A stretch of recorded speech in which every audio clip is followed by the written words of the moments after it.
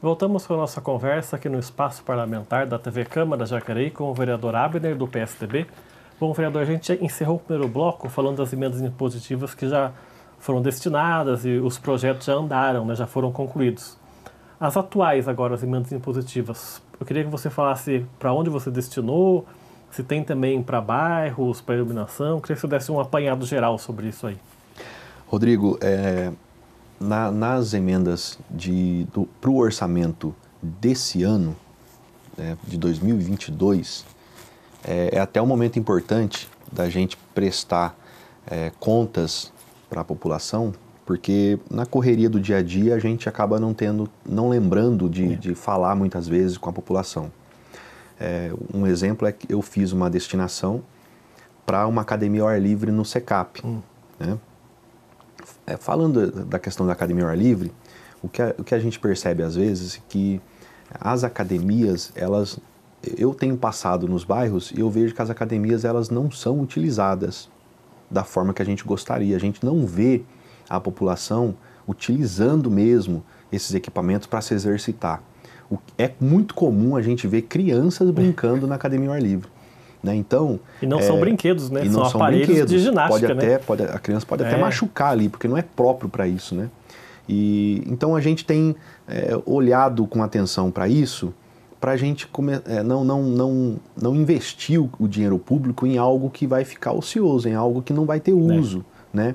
Algo que vai precisar de manutenção, porque fica no tempo, né? Fica na chuva, enferruja, e um ano depois precisa de uma manutenção e a população não está usando. Então a gente está pensando em começar, eu pelo menos, né, falando das minhas emendas impositivas, eu estou pensando em utilizar essas emendas mais em áreas de lazer, onde as crianças vão poder utilizar realmente, né, porque elas estão nos aparelhos da academia ao ar livre brincando, então que seja colocado brinquedos mesmo para elas utilizarem. Só que falando das emendas impositivas de 2021 para o orçamento desse ano, nós assumimos um compromisso com o prefeito Isaías, ele até mandou um projeto para a gente, para a Câmara, para o remanejamento desse valor das emendas impositivas para o abono do final do ano dos professores. Né? Então é um momento até de prestar esclarecimento para a população, porque parte dessas emendas não vai ser possível chegar. Por exemplo, eu fiz para o Jacareí Rugby, para a CEPAC, então talvez esse valor não vá chegar, né? A não ser que o prefeito Isaías olhe com carinho para a gente, né, nessa questão e ajude essas entidades, né, sabendo que a gente também ajudou no final do ano com o remanejamento para o abono dos professores. Então, se houver possibilidade, né, lógico que o orçamento, a gente prevê o orçamento, mas às vezes a gente tem uma frustração, né? Não chega o valor que a gente gostaria que chegasse, mas que seja olhado com carinho nesse sentido. Mas nós assumimos esse compromisso com o prefeito, então esse ano, praticamente, só o que foi mantido foram os 70 mil para o Bom Prato, né? Que aí é um compromisso maior dos vereadores. Então o prefeito manteve só os 70 mil de cada um para o Bom Prato e o restante foi remanejado para o abono dos professores no final do ano. Esse é um caso de exceção, né? Por causa do abono, teve que fazer esse remanejamento. E eu imagino que quando se trata das emendas impositivas, quando está ali na hora de preencher para qual lugar vai destinar, a quantidade de gente que vem para falar, manda um dinheiro para mim, principalmente a casas de assistência social. Imagino que chega uma demanda muito grande, né? Muito grande. Chega a demanda da assistência social, demanda da saúde, né? Tem equipamentos hoje, tem OSs hoje, ONGs, que cuidam da parte da saúde da cidade, os asilos, né? Da saúde tem a CEPAC, né? Tem os doutores coloridos, que faz um trabalho maravilhoso também. Só que eu tenho tido um olhar mais, um olhar diferenciado a partir de agora, né? Eu percebi, né, conversando bastante com o Dori, secretário de Esporte e Recreação, uma carência muito grande de orçamento para a Secretaria de Esporte, né? A secretaria, eu vejo como que a secretaria que mais sofreu na pandemia, né? Porque não pôde haver campeonatos, ela não investiu em área de esporte, em nenhuma área, ficou tudo suspenso, né? As atividades esportivas ficaram todas suspensas no período da pandemia e os espaços ficaram fechados. Então, foram depredados, sofreram vandalismo, toda a questão do tempo, né, também fez alterar a imagem desses espaços. Então, todos eles hoje, campos de futebol, quadras, vários espaços esportivos sofreram com a pandemia e agora o secretário vai ter que reformar todos eles, porque retornou às atividades. Tem que recomeçar do zero. Vai ter que recomeçar do zero. Então, o orçamento, que não é um grande orçamento, é pequeno, é pouco recurso para custear tudo isso o ano inteiro. Então, eu conversei com o Dori e eu assumi um compromisso com ele das emendas impositivas desse ano para o orçamento 2023.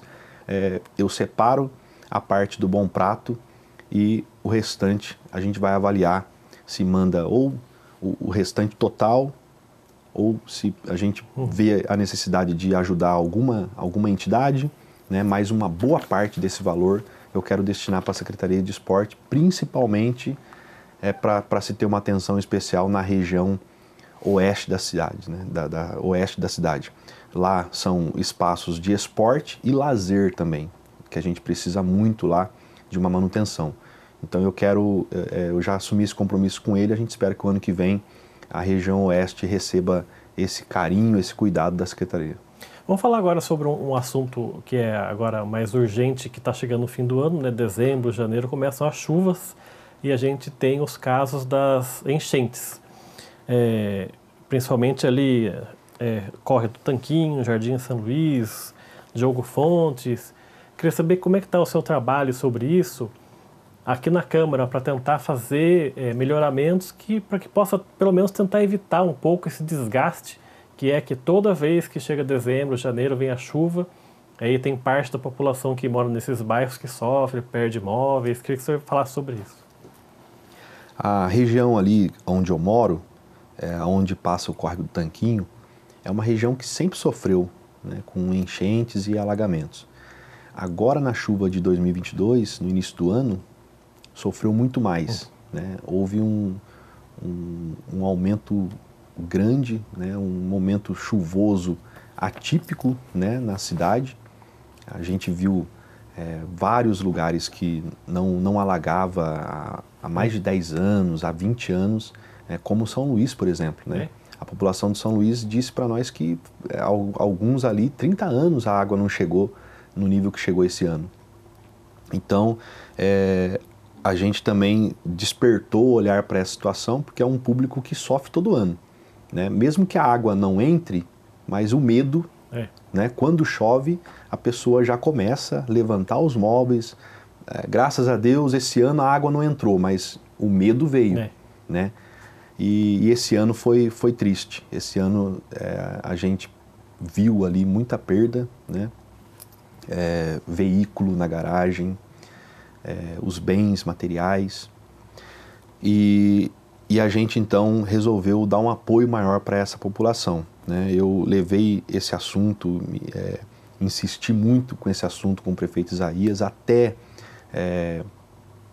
solicitei no plano plurianual pelo menos um planejamento de um piscinão naquela região, né? Ali próximo do Parque Imperial, onde a gente tem ali um porto de areia. Então é uma área ali que dá para desapropriar e construir um piscinão, se caso realmente for trazer uma solução nesse sentido para a população. Eu pedi para que colocasse isso no plano plurianual. E agora, para nossa alegria, a semana passada a gente realizou uma audiência pública, uma reunião com essa população, e o secretário de Governo e Planejamento, Celso Florencio, trouxe para a gente um planejamento de obras a respeito dessa situação. Então a gente vai ver medidas acontecendo curto prazo e médio prazo, né? Eu entendo que mais ou menos a gente consegue ter uma solução ali real quando tudo tiver feito, daqui mais ou menos uns 2 anos, eu creio que o resultado vai aparecer. O córrego vai ser canalizado, né? Vai receber as paredes, canalizado que a gente fala, as laterais, né? Mais alargado e com paredes que não permitam a erosão, né? Porque a gente sabe que quando a chuva vem forte, ela vem arrastando tudo, né? Chega a cair parte da rua, então chega a causar muito transtorno.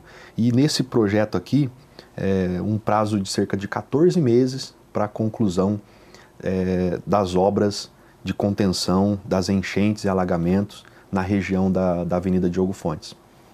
Da Diogo Fontes especificamente, não só a Diogo Fontes, mas um trecho também ali perto do Estelar Os Domos, né, que é um empreendimento ali, um condomínio, que teve uma enxurrada muito forte também da chuva, que é aquela cena que a gente viu da água invadindo o Bunkyo, né, que é o salão ali dos japoneses ali, né. Então a gente viu uma cena muito triste ali, os equipamentos do Bunkyo boiando nas águas. Então essa obra também vai ser realizada nesse trecho, né, que é o mesmo trecho do Córrego do Tanquim. Então cerca de quase 11 milhões de reais vão ser destinados para essa obra, é o que está previsto, né, o orçamento dessa obra. E depois lá no São Luís também, que é o córrego de São Luís, que também encontra no Córrego do Tanquinho, que é o córrego que passa por trás da Vila Ita, que vai desaguar depois lá no Rio Paraíba. O Córrego do Tanquinho também, essa região também precisa de obras e está mais ou menos também orçado em quase 9 milhões de reais. Então são obras para acontecer em 14 meses, né? A gente acredita que em 2024 a gente consiga ter uma imagem muito melhor daquele local, mas eu assumi um compromisso também com a população, conversando com alguns moradores, de forma muito democrática, né? A gente está agora encaminhando ao prefeito, né, junto com o abaixo-assinado, solicitando o que alguns moradores ali nos pediram, que é a remoção dessa ponte dentro do bairro Nova Jacareí, na Avenida Diogo Fontes, a remoção dessa ponte. O que aconteceu? Essa ponte, antes, até 2016, ela tinha 2 aduelas de ferro ármico, né? Eram 2 e houve ali uma enchente também e levou parte dessa ponte, e na reforma eles colocaram apenas uma aduela de concreto. Então o que existe ali é um afunilamento das águas, e isso faz com que a água fique represada na parte de trás da Diogo Fontes. É onde aconteceu o problema da inundação. E a gente está solicitando ao prefeito, com esse abaixo-assinado que está sendo feito lá, que eu já entreguei lá para os representantes do bairro, com esse abaixo-assinado a gente solicita a remoção da ponte e a instalação provisória de uma ponte de madeira, né? Por que a ponte de madeira? Porque se a água subir, vai passar por cima dela, né? Lá o que a gente tem no cenário é um afunilamento, uma duela pequena, estreita, e ainda em cima da ponte uma mureta de proteção, como se fosse um corrimão para os pedestres, né? E essa mureta ela acaba impedindo também que a água flua descendo a Avenida Diogo Fontes. Então a gente vai entregar isso para o prefeito e de acordo com o olhar dele, o olhar do secretário de Infra, a gente vai ver se consegue a remoção e a instalação dessa ponte de madeira até que as obras sejam concluídas. E muitos casos desses de enchente, da estrada não estar preparada para a chuva, é também porque a Jacareí é uma cidade muito antiga, né, muito velha, as ruas não foram projetadas para tais situações que acontecem ali, e principalmente, né, o que é o pior, a parte de baixo das ruas, né, de encanamento, de esgoto. Então, e como são partes muito antigas, muito velhas, tem canos que arrebentam, né, que estragam, e tudo vai se deteriorando. Até por isso acontecem também as enchentes, que aí precisa de uma reformulação mais moderna para poder solucionar o problema, né? E a gente tem um cenário em Jacareí de bairros muito altos, né? E bairros muito baixos, né? Então toda essa drenagem, né? Tudo asfalto hoje, né? Então toda essa drenagem, ele vem para a região mais baixa, né? É o que acontece ali no Nova Jacareí. Ali bem próximo dessa ponte da Diogo Fontes, tem um tubo, mais ou menos 1 metro de diâmetro. Ele recebe toda a água da região mais alta do Jardim Nova Esperança, que deságua no córrego da Diogo Fontes. Então, é absurdo o volume que desce, né, na chuva, então precisa realmente de um tratamento, de um olhar muito especial ali para aquela região. E a recuperação da ponte de madeira na estrada do Japão, que também falasse sobre isso aí. Ali a gente tem um termômetro, né, que é uma vizinha ali bem próximo da ponte, que é uma pessoa já conhecida da gente, né, da minha família, e essa moradora, ela constantemente, né, ela verifica que a ponte está em mau estado. Está sempre de olho lá. E sempre está de olho e manda as fotos para a gente. Então, imediatamente, a gente já solicita, porque é uma região, ali tem uma cerâmica, e ali é uma região também que os caminhoneiros decidem cortar caminho para sair em Guararema, né, na Dutra. Então, sempre a gente está pedindo, né, sempre a gente atende essa moradora lá, porque a gente entende que também a população precisa utilizar essa ponte por conta do transporte coletivo de alunos, né, o transporte escolar também utiliza esse trecho. Então, quando a ponte está em mau estado, o transporte não desce lá, porque ele utiliza a ponte para fazer o retorno em algumas residências mais para frente, algumas chácaras mais para frente um pouco, e aí ele volta. Então, se a ponte estiver ruim, o motorista tem medo que aconteça alguma coisa, então ele não leva os alunos até lá, ele deixa os alunos bem mais distante, eles têm que ir a pé. Então há essa preocupação, por isso que a gente está sempre lá olhando a situação dessa ponte. Contando sempre com o apoio da moradora que está sempre fiscalizando. Sempre fiscalizando, mandando foto para a gente. Tá certo, vereador. Eu quero agradecer a sua participação no nosso programa. Obrigado por ter aceitado o convite. Obrigado, é sempre um prazer. O programa Espaço Parlamentar fica por aqui. A gente volta numa próxima oportunidade. Até lá.